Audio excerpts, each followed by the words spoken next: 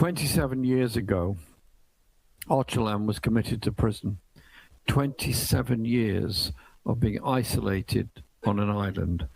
Most of that time, no visits, no legal support, no legal advice, just isolation.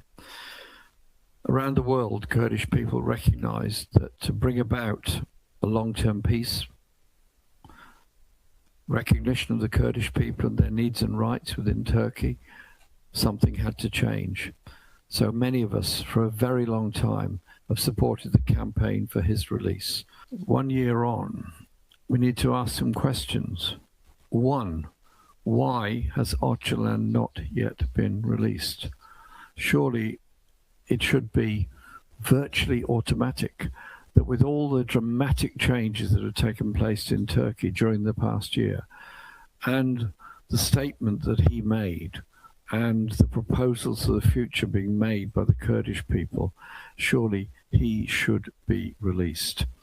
Because it's not yesterday that the issue of Kurdish linguistic rights and Kurdish identity and Kurdish cultural heritage was a major issue.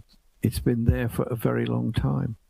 As we look forward in a month's time to Nowruz, the spring, the awakening, the recognition of the change in the year, of the new light, the new sun, the new crops, and the new hope, can't we celebrate also by releasing Öcalan so that he can be part of that development process? We're now 1 year in, and we need the progress to be much more rapid than it's been, starting with freedom for Öcalan.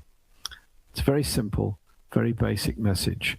And in peace processes all over the world where there's been a highly significant leader, and Öcalan is a very highly significant leader, held in prison, the precondition normally for going forward is their release.